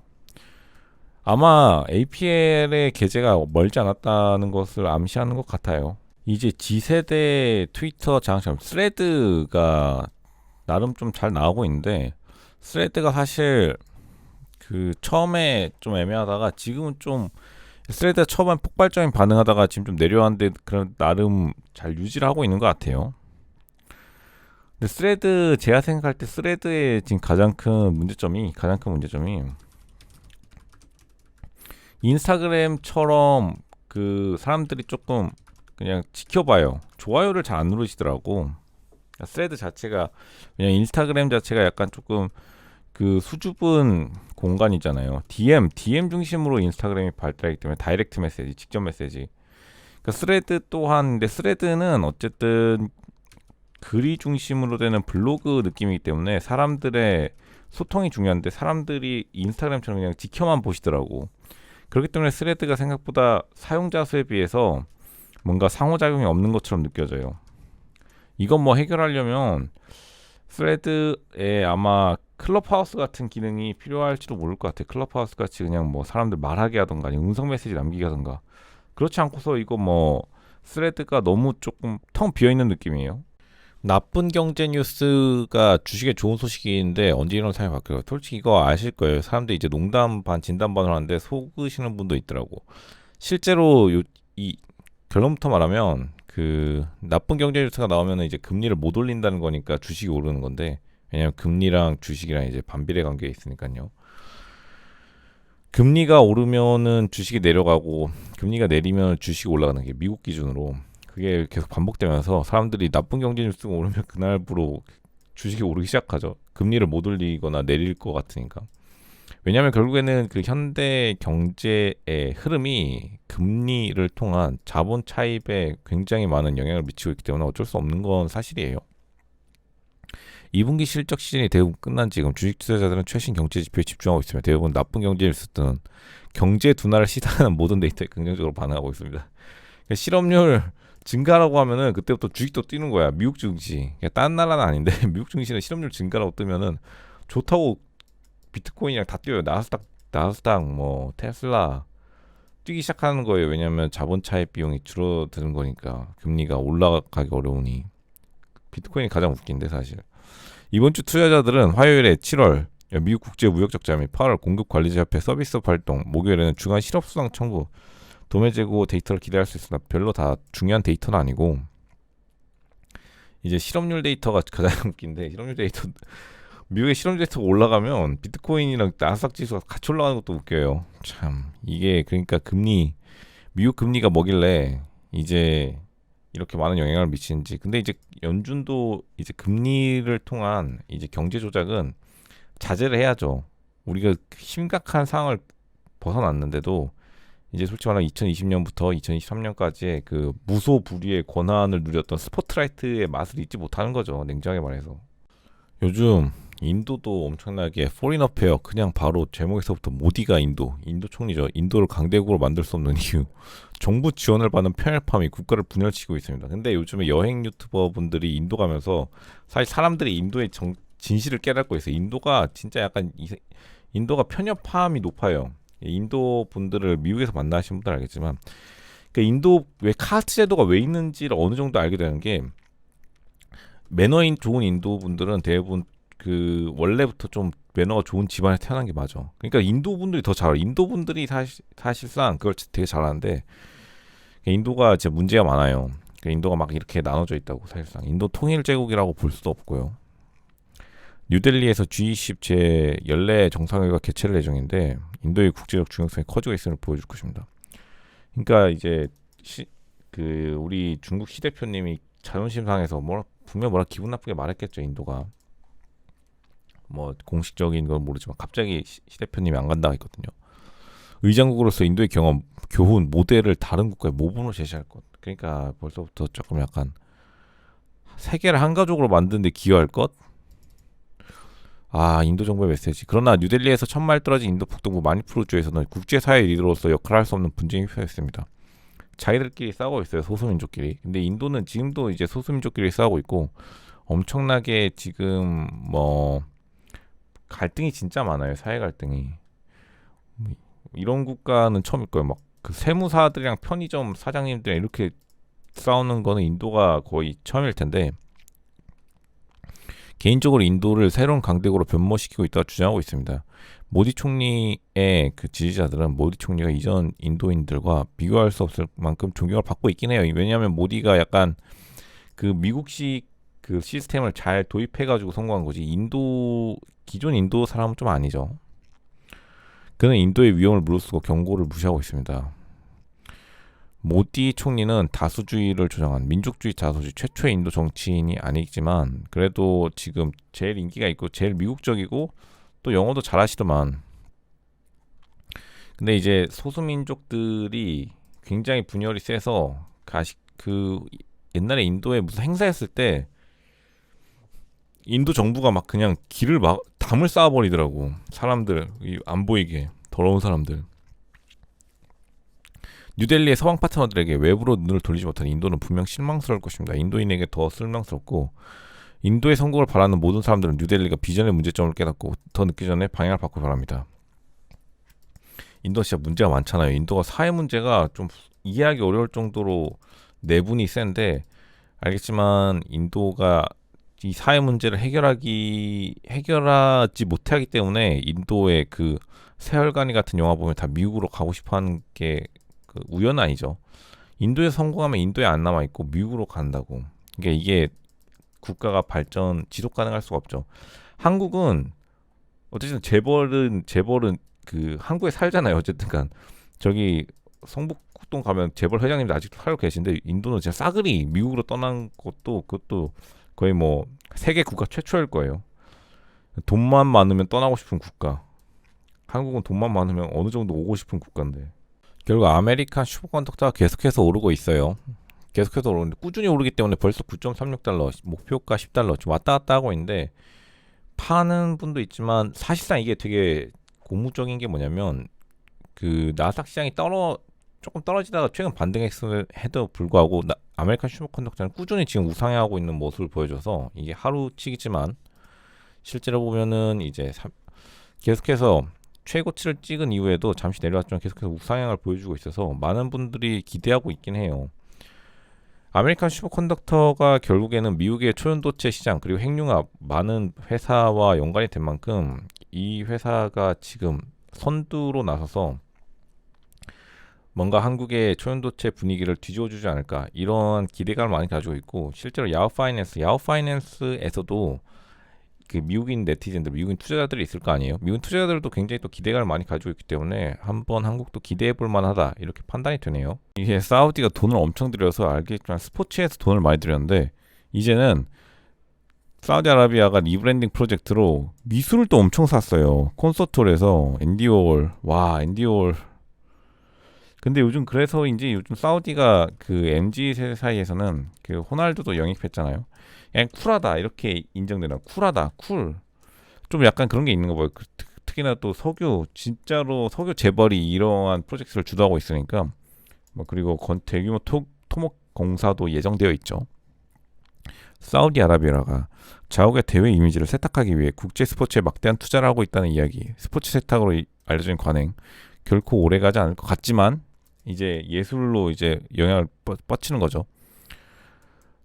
스포츠 자체가 중요한 게 아니라 훨씬 더 중요한 국가 브랜딩 캠페인의 로스트 리더. 골프도 하고 쿨아라비아. 쿨아라비아라는 게 있었구나. 사우디아라비아. 근데 실제로 MZ 세대들이 요즘 다 쿨하다고 말하다고 하더라고요. 사우디에 대한 국내 언론들도 되게 좋아졌죠. 예전에 사우디 하면은 그렇게 좋진 않았어요. 그냥 뭐 에어컨이 그 횡단보도 육교에 설치되어 있다 이 정도. 사우디에 계신 분들은 알거든요. 돈은 좀 많은 것 같더라고. 기술 대기업인 대규모 투자를 발표했습니다. 사우디는 주요 발레단을 제다에 초청하여 공연하고 세계 최대 규모의 레이브 페스티벌을 개최하는 등 이제 쿨하게 영하고 쿨하게 그러니까 대외 문화적인 문화의 힘, 문화 승리를 노리고 있는데 사우디가 제 생각에는 성공한 것 같아요. 성공했다. 진짜 성공한 게 뭐냐면 10대의 마음을 잡는 게 생각보다 중요하거든요. 마케팅에서.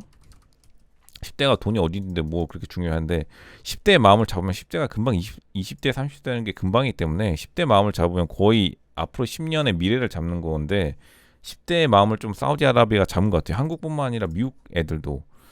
미국 애들은 중동의 이미지가 더 나쁘거든요. 한국은 그나마 아시아에 있으니까 중동 이미지가 그나마 괜찮은 편이에요. 예전부터 교류도 있었고. 그러니까 전반적으로 사우디가 이미지가 굉장히 좋아졌더라고. 한때 우리나라에서 에미레이트가 유행했었죠. 두바이. 근데 두바이가 좀 이제 좀 지고 사우디가 좀 뜨는 것 같더라고요. 이게 미국에서 새로운 형태의 주유소를 실험하고 있는데 캐나다 전기차 열성 이건 실제로 뭐 컨셉인지 진짜인지 모르겠는데 하여간 이런 종류의 스테이션 충전 스테이션이니까 앞쪽으로 이렇게 될 수 있는 거죠. 동그랗게. 그리고 사람들 좀 쉬고 여기 마트 같은 거 있고 밑으로 가면 되고 테슬라의 슈퍼차저가 시장을 지배하고 있지만 새로운 세대의 전기차 충전소 디자인이 운전자의 충전 방식을 변화시킬 것입니다. 아키텍처가 등장할 건데 세계 최초의 주유소는 1905년 세인트루이스의 420 사우스 테레사 애비뉴에 문을 열었다고 하네요. 별로 그렇게 역사가 오래되지는 않았네요. 그 이후로도 직접 비슷한데 그냥 신용카드 기계 혹은 상점이 붙은 형태죠. 주유소에 상점 붙은 게 이제 흔히들 말하는 건데 플러스 알파로 많은 분들이 기대하고 있는 게 있죠. 이제 그 충전 시간이 필요하다는 거를 이용해서 그 시간 동안에 근처에 휴게소를 많이 만들려는 그런 전략을 굉장히 많이 세우고 있어요. 제네시스가 또 나오네. 패스트 컴퍼니 미국의 경영 전문지에서도 패스트 컴퍼니 제네시스에 대한 사례를 많이 하는 거 보면 제네시스가 되게 마음에 드나 봐요. 미국 사람들 눈에. 캐나다에 있는 지금 이러한 컨셉이 굉장히 좋게 느껴진다. 휴게소와 그냥 충전소 합쳐버린 거죠. 그러니까 주차장이 곧 휴게소니까 주차장으로 들어오면은 바로 물건을 살 수 있게 돼서 더욱더 시너지가 난다는 건데 실제로 그 아이파크몰 같이 테슬라 충전기가 들어온 곳들이 대부분 딱 이렇게 주차장이랑 연결을 시켜놔가지고 잘 해놨더라고요. 주차하면은 바로 그냥 충전기 꽂고 그냥 자기 일 볼 수 있는 대형 상업시설에만 이 전력을 감당할 수 있으니까 대형 상업시설에만 현재 한국 이렇게 돼 있는데 이처럼 빠르게 변하는 분야에서 미래를 예측하기는 매우 어렵습니다. 동적 무선 및 전도성 충전, 태양열 도로, 태양열 지붕과 같은 이동형 기술이나 배터리 교체 시설로 미션 크리티컬한 인프라며 반드시 있어야 하고 작동해야 합니다. 네, 긍정적으로 보고 있어서 이게 그 실제로 한국도로공사 고속도로 휴게소 모델에 이게 벤치마킹이 많이 되는데 실제로 될지는 모르겠어요. ABC 뉴스의 조지 스테팔로노스라고 얼굴 보면 다들 아실 거예요. 각각 한국의 그 자료화면에 나오시는 ABC 뉴스인데 트럼프 전 대통령과 조 바이든 전 부통령이 2024년 재선거에서 동률을 기록할 가능성이 있다는 새로운 월스트리트 저널 여론조사를 보고 깜짝 놀랐습니다. 근데 이것도 내가 볼 때 깜짝 놀랐다는 것도 일부러 좋아하는 것 같아. 내가 볼 때는 그 트럼프 싫어하시는 분들 중에 미국의 언론인들 중에 속으로 좋아하는 사람들 되게 많은 것 같아요. 트럼프가 짊어지고 있는 모든 짐에도 불구하고 현재 조 바이든과 동률을 이루고 있다는 점은 다소 충격적입니다. 하고 이제 ABC 뉴스 특유의 약간 호들갑 떠는 거 있거든요. 이분인데 조지 슈테팔로노스 이분인데 하여간 오바로 유명해니까 와 이렇게 또 리액션이 크잖아요. 또 해자 리액션치거든요. ABC 뉴스가 결국 2024년 리벤지 매치가 이제 시작되는데 트럼프의 리벤지 매치 거의 뭐 아직까지는 비등비등한데 바이든 대통령이 사실 쉬운 상대는 아니다 이렇게 인지하고 있기 때문에 어떤 전략으로 나올지 봐야겠네요. 스타벅스가 노조 협상을 지연시키고 있는데 노조가 있는 스타벅스 직원들은 여전히 계약서가 없고 일단 노동법을 탓하고 있어요. 최근에 청문회에 불려와가지고 이것저것 말이 많은데 되게 근데 또 정정하시네요. 산타크루즈 미션 스트리트에 있는 2022년 1월 뭐 유명했죠. 그 당시에 노동조합을 가입했는데 함께 모여 임금 복리후생 근무 조건에 대한 효과적 협상 난리가 났었죠. 몇 번의 협상 세션을 거쳤나요? 한 번도 없습니다. 그러니까 무반응하는 거죠. 무반응. 스타벅스 플레이북의 필수 요소가 되었다고 합니다. 실제 체결을 향한 진전을 더디게 할 수 있기 때문입니다. 어쨌든 간 협상 자체 안 나오고 있는데 정확히 아무 일도 일어나지 않았고 그냥 쇼만 하도록 냅두고 있다고 지금 해요. 스타벅스 대변인 앤드류 트룰은 산타크루즈 매장에 대한 캐피탈의 메인의 질문에 스타벅스 노조가 회사의 협상 요청을 취소했거나 확인하지 않았거나 응답하지 않았다 라고 말한 지난해 12월을 시작으로 7개의 날짜를 명시하면서 그러니까 사실 회사 측은 노조가 협상에 응하지 않았다고 하고 노조는 이제 그 회사 측을 비난하고 법이 제대로 정비되기 전까지 노조 활동을 억압하거나 계약 협상을 동결하려는 회사가 활개칠 여지가 많습니다. 일부는 불법으로 판결할 수 있지만 실제로 억지력을 발휘할 수 있는 종류 처벌은 거의 없습니다. 그 시간 동안 파업은 계속되기 마련이죠. 그러니까 법을 가지고 싸우고 있는데 사실 좀 애매하긴 해요.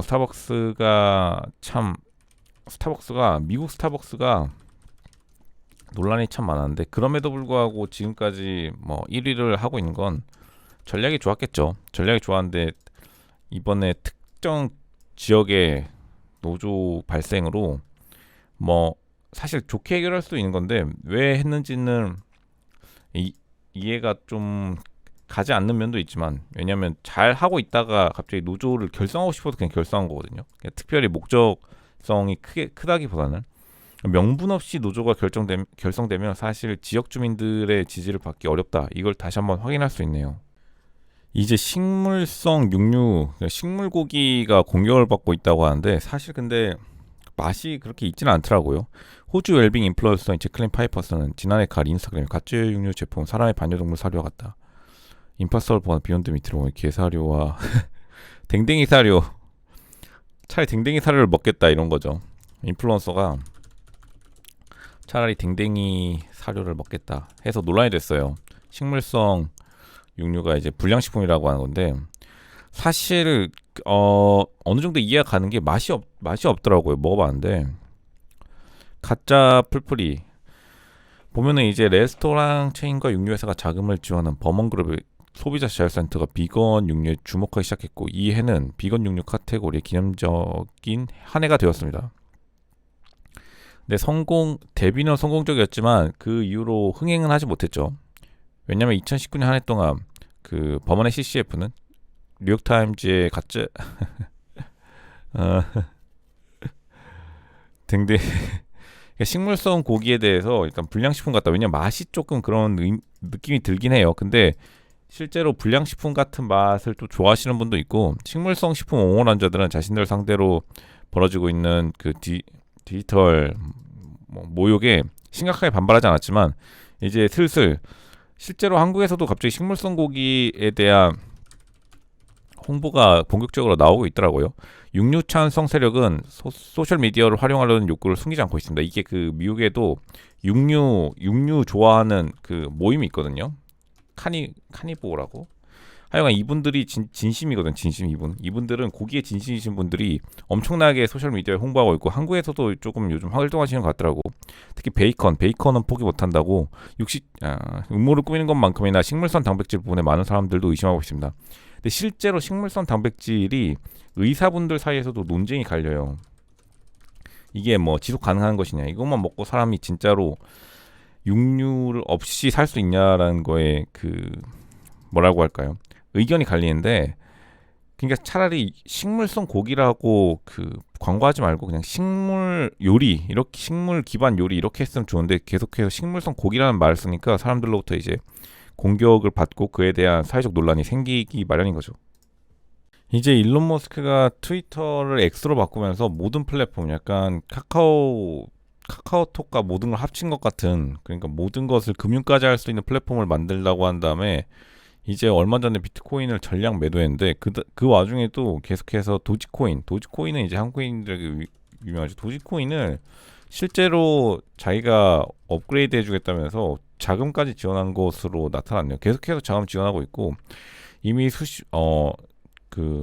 일론 머스크는 수십 번 자기가 말했듯이 도지코인에 대한 애정이 굉장히 강하죠.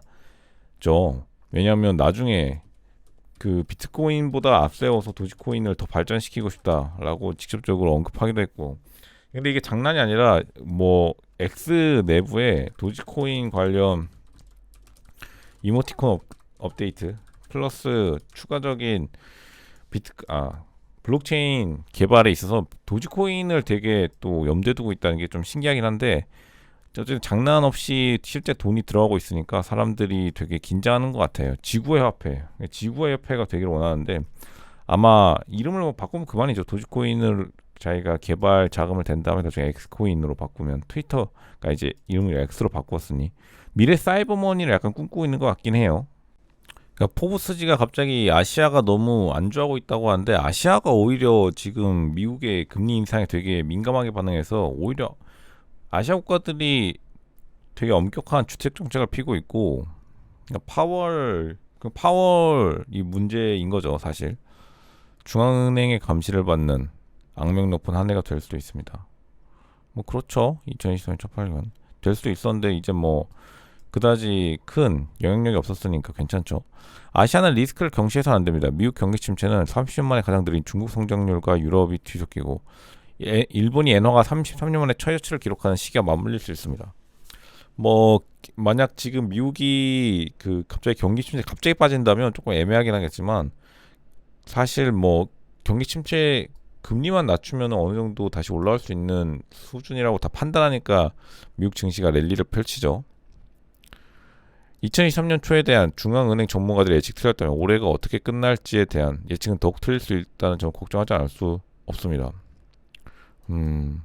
일본 전문 저널리스트인데 아마 일본 측이 조금 지금 호황이라서 미국에 대한 리스크를 경시하고 있다 이렇게 생각하는 것 같아요. 근데 한국은 전혀 그렇지 않죠. 한국은 오히려 주택시장을 너무 지금 좀 규제를 해가지고 오히려 약간 위축된 상황이죠. 한국 경제 상황이. 이제 미국과 중국의 정치인들이 조금 그 긴장감이 높아지니까 중국 중부의 저명한 부동산 개발 회사 부회장이 미중 비즈니스 포럼에서 조금 친하게 지내자고 했어요. 그러니까 중국 기업인들이 얼마나 답답했으면 워싱턴이랑 베이징을 언급했으니. 그러니까 대표적인 정치 도시죠. 양측의 현명한 지도자들은 논의뿐만 아니라 실질적 협력이 필요하다는 걸 잘 알고 있습니다. 실질적 협력, 금리 좀 내려달라는 거죠. 중국 부동산 기업가가 금리 좀 내려달라 이거죠. 그리고 당연히 금리 내려줄 거라고 알고 이 상무부 장관이시거든요. 미국 상무부 장관. 금리 좀 내려달라 했더니 그냥 지나가니까 가슴 아픈 거죠. 양측의 현명한 지도자들, 민간 부분이 중국에 기여한 것은 놀라운 성과입니다. 그러니까 기업가들이 아쉬웠죠. 기업가들이 솔직히 베이징이 가만히 있는 것도 아쉽고, 미국이 조금 강경하게 나와서 금리를 안 낮추는 것도 아쉬우니까, 그러니까 직격탄을 날렸어요. 반면 미국은 높은 인플레이션과 높은 금리 인상으로 인해 많은 은행이 어려움을 겪고 있습니다. 금리 좀 낮추는 건데 가장 큰 경제 두 국이 협력하지 않다면 세계 경제가 다시 정상궤도로 올 수 있을까? 진짜 현명하긴 하네요. 이 부동산 재벌 부회장이라는데 똑똑하긴 하네요. 관계 개선에 관심이 있습니다. 관계 개선해야죠. 이 중국 부동산 재벌 부회장님처럼 말대로 사실 세계가 이제 연결돼 있기 때문에 어느 한 국가가 무너지면 필연적으로 이제 그 갈등이 생기기 마련이죠. 그 지역 경제가 갈등이 생기기 마련이죠. 당연히 한 국가를 이제 그 무너뜨린다고 해서 해결될 문제가 아니라는 것을 기업인이 가장 먼저 감각이 좋으니까 말하는 것 같아요. 우리 또 바론스, 월스트리트 저널의 자매지 바론스의 앤디 서워 오피니언 사설분이 워너브라더스 디스커버리에는 큰 과제가 있습니다. 바비 영화로는 해결되지 않습니다. 워너브라더스가 우하향할 것이라는 과감한 전략을 내놨는데 결국엔 CEO 탓을 하네요. CNN과 맥스의 모회사에서 거액의 연봉과 함께 막대한 부채와 여러 난관에 봉착한 거대 미디어 기업 워너브라더스죠. 워너브라더스가 요즘 뭐 절대 넷플릭스 시대를 잘 대비를 못한 것 같아요. 워너브라더스가 디즈니보다 오히려 대비를 못했다 이렇게 봐요. 디즈니 이야기 많이 하시더라고 라이브 방송하는데. 워너브라더스는 솔직히 요즘 뭐 있나요? 바비? 괜찮긴 했어요.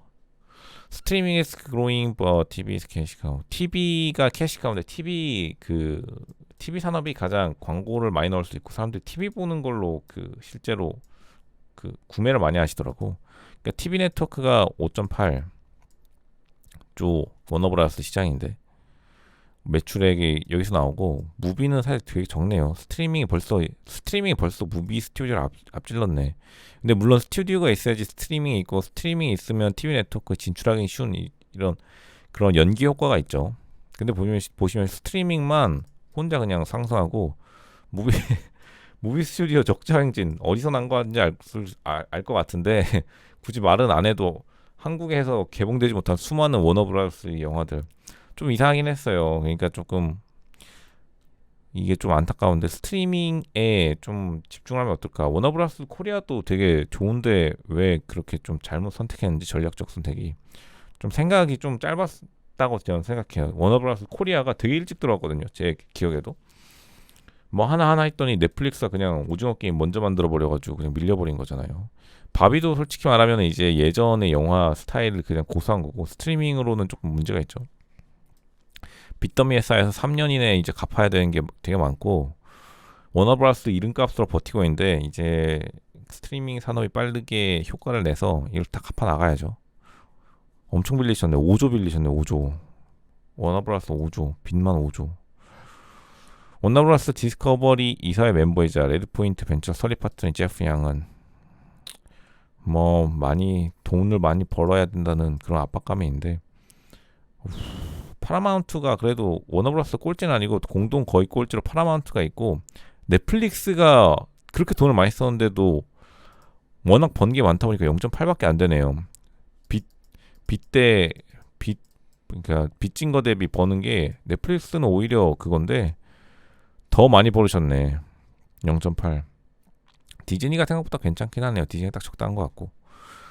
워너브라더스 문제가 많다 이렇게 생각하네요. 레깅 리턴. 많이 문제가 많다. 주가가 이제 조금 문제가 많나 보이네요. 워너브라더스 주주들은 뭐 어떻게 생각하나요? 한마디로 말하면 가슴 아프겠네요. 이제 흔히 말하는 이직해서 연봉 점프죠. 이직 후 연봉 점프가 미국에서도 유행인데 가까운 미래도 계속될 이유로 포브스지가 직장을 옮기는데 임금으로 인해 급여에 되게 민감하기 때문에 인식이 변화. 한국도 솔직히 급여 인상 이직할 때 가장 많이 오르는 게 맞아요. 15%. 그리고 한국 내에서도 이직을 너무 안 하면 솔직히 좀 약간 자신감 부족한 사람으로 보이는 그런 게 확실히 있어요. 좀 이상하더라고. 저는 뭐 이직도 해봤고 아니면은 또 나름 올해도 있어봤는데 근데 자신감이 부족한 사람으로 비춰지긴 하더라고. 왜냐하면 막 이제 요즘 시대에 한 곳에만 있겠어요 하는 사람은 약간 조금 왠지 좀 딴 데 못 가서 그런 건가라는 생각이 들 정도로 왜냐하면 이직하면 최소 15% 정도는 늘 올려주는 것 같아요. 그러니까 같은 테이블이라도 그러니까 어떤 식으로라도 맞춰주시더라고. 직원 충성도라는 개념이 이제 중요해지지 않죠. 직원 충성도는 조금 이제 옛날의 개념인 것 같고 사람들의 우선순위가 바뀌고 경력 발전을 위해서라도 조금 여러 군데에서 많은 문화를 접해보는 게 중요하긴 해요. 또 한 군데에만 있으면 그닥지 좋지 않은 듯한 그러한 인식과 실제로 그런 것 같아요. 한 군데 있으면 또 그곳에만 뭐 머물러 있게 된다고. 티모시 같은 애쉬의 자유주의에 대한 오해. 제가 처음 들어보는데 이 영국 작가는 당대의 자유주의 지식이 되고 싶었지만 결국 억압된 교리 희생자가 되었습니다. 풀브라이트 장학생이구나. 대학생이 일단 작성했다는데 대학생도 뭐 오히려 체력이 좋으니까 잘 작성한다. 한번 볼게요. 역사학자이자 저널리스트인 티모시 같은 애쉬는 뭐 90년대 붕괴와 자유민주주의 가치에 기반한 더 큰 통합을 향한 유럽의 정치적 발전 과정 기록하는 게 어떻게 자유주의라는 거지. 그러니까 제가 볼 때는 유럽이 이게 문제예요. 유럽이 몰락한 이유 중에 하나가 똑똑한 사람들 일단 다 미국으로 가버린 게 첫 번째 이유고 뭐 트럼프도 독일 사람이고 뭐 온갖 폰 달고 있는 사람들 아직 독일 그 성씨잖아요. 보면 미국에도 폰 달고 있는 분들 되게 많더라고. 그리고 뭐 미국의 그 재벌 기업들이 대부분 철도 회사 때 유럽에서 그 당시 넘어온 사람들 많고. 근데 유럽에 지금 남아 계신 분들이 유럽 지식인층이 약간 약간 어리버리해요. 이게 무슨 이런 소리를 하고 있지? 딱 자유주의하면 우리 머릿속에 떠오르는 거 밀턴 프리드먼. 이 밀턴 프리드먼 딱 생각나면서 바로 선택의 자유 이런 거 생각하는데 갑자기 뜬금없이 더 큰 더 큰 통합을 향한 유럽의 정치적 발전 과정. 이게 무슨 소리인 것이지? 근데 영국의 자유주의자였대요. 근데 영국인이니까 제가 한번 봐드릴게요. 영국인이니까 적어도. 근데 무슨 유럽에 대해 관심이 있는데 뭐 유럽의 본질이면 그가 대륙, 그러니까 섬나라 사람들이 대륙에 대한 약간 뭐 애착과 사랑으로 표현하는데, 상속자로서 배운 거 이런 여행을 통해 자신을 스타일링하는 국제적 인본주의적인 자유주의적 지평의 본질입니다. 근데 이거 생각해보면 영국 분들이 예전에, 영국이 사실 유럽을 정복하지 못했어요. 생각해보면 프랑스에 가로막혔기 때문에 보면은 인도 점령하고, 그 다음에 삥삥 돌아서 아메리카 대륙 점령하고, 삥삥삥삥 돌아서 홍콩 점령하고. 생각해보면 해가 지지 않는 제국 영국이 유럽을 정복하지 못했기 때문에 이것 때문에 약간 대륙을 사랑하는 마음이 있는 것 같은데, 근데 뭐 그렇다고 해서 브렉시트 이미 다 했는데 왜 지금 와가지고 또 이러는 건지 모르겠는데, 어차피 유럽은 지금 쇠락하고 있고 영국 잘 나가고 있으면 된 것 같은데, 제가 볼 때 결과론적인 의미에서. 이분은 근데 뭔가 자기가 뭐 하고 싶은 말이 있었나 본데, 유럽에는 우리의 믿음이 필요하대요. 그러니까 내가 딱 볼 때 말을 좀 돌리시는 거 보니까 이분은 EU를 좋아하시는 분이고, 브렉시트에 약간 좀 애매한 포지션을 취하신 분 같은데, 뭐 이걸 어떻게, 이게 뭐라는지 모르겠어요 사실. 그러니까 브렉시트를 하고 싶은 건지 안 하고 싶은 건지. 자유유럽 여전히 당한 것. 자유유럽 자신의. 근데 이게 뭐 2000년대 초반 한국도 약간 유럽 EU 좋아하시는 분 되게 많은데, EU에 대한 환상을 가지고 계신 분이 많았는데, 그런 것 같아요. EU에 대한 환상. 그러니까 합치면 자유롭게 된다. 근데 대부분 반대가 많죠. 뭐 통합되면은 대부분 억압이 많기 때문에, 자유로운 이유는 EU 때문에 지금 싸우고 있는 거 아닌가? 그러니까 조금 약간 너무 이상주의자신 것 같아요. 너무 이상주의자. 이분 티모시 같은 애쉬는 이상주의자다, 이렇게 판단하겠습니다. 회의 일정 조정하기, 활력 충전이라는데, 사실 회의는 많을수록 좋긴 한데, 근데 조금 애매한 게 있어요. 회의가 많을수록 좋은데, 회의가 사실 많을수록 좋거든요. 근데 이게 맞아. 회의는 많을수록 좋아요. 제가 많은 고민 끝에 내린 결론입니다. 회의는 많을수록 좋고, 또 왜냐면 회의, 사실 그 사무직 기준으로, 사무직의 궁극이 이제 전략기획이잖아요. 전략기획은 그 목표가 하나가 뭐냐면, 누구한테 설명했을 때 누가 봐도 좀 공격하기 어려운 말을 만들어내야 돼요. 공격하기 어렵다. 자기의 그 전략을. 그렇기 때문에 사람들 계속 말하면서 사람들에게 사실 뭐 싫은 소리도 많이 들어야 되거든요. 그러니까 전략기획 업무가 그 생각보다 지치는 이유 중에 하나도 그런 건데, 그리고 회의는 많을수록 좋은데, 회의 일정을 제가 선호하는 회의 일정은 그냥 계속 하세요. 계속 아침 점심 저녁 그게 나아요. 근데 처음 이게 아침 점심 저녁 계속 하잖아요, 회의를. 그러면 좀 저 사람 뭐지? 좀 이상한가? 일 안 하나? 한데 사실 회의가 일이에요. 회의. 사무직은 회의가 일이기 때문에, 혹시나 자기가 지금 뭐 사무직이 나중에 되고 싶다. 왜냐면 결국엔 다 사무직이 돼요. 그 뭐죠? 노가다 팀장님들도 결국에는 처음부터 시작해가지고 대부분 노가다 그 업체를 차리시는 분들이 많거든요. 사장님이 되시는 분들 중에. 결국에는 계속해서 이 마인드 트레이닝을 해서 계속해서 회의를 해요. 회의. 현장에서도 회의를 계속해서 조금 그 사람들과의 커뮤니케이션을 극도화로 높여야 돼. 극대화해야 돼. 극대화. 싫더라도 싫은 소리를 막 들어야 돼. 싫은 소리 듣기 싫다? 피할 수가 없어요. 싫은 소리. 왜냐면 사람들이 또 어디 가서 막 이상한 데 올리는 것보다 차라리 그냥 자기 앞에서 면전에서 듣는 게 나아. 어려운 프로젝트의 중요한 회의를 모두 처리해야 되는 계획은 충분한 휴식과 회복의 기회 없이 과도한 압박감을 줄 수 있습니다. 그러니까 체력이 중요하죠. 회의에 지출된 총 시간뿐만 아니라 특정 날짜의 개발 업무 시간 대비 회의 시간의 상대적 비율에 집중하세요. 총체적 접근 방식. 그러니까 사실 회의는 많이 할수록 좋아요. 그냥 많이 할 수 있는 그 스케줄을 최대한 할애하는 게 최고입니다. 저도 예전에 회의 안 하기, 그리고 회의 효율적이라고 했는데, 회의 효율적으로 행동하기, 그런 거 그 도전해 봤는데 그냥 회의 많이 하는 게 가장 낫습니다.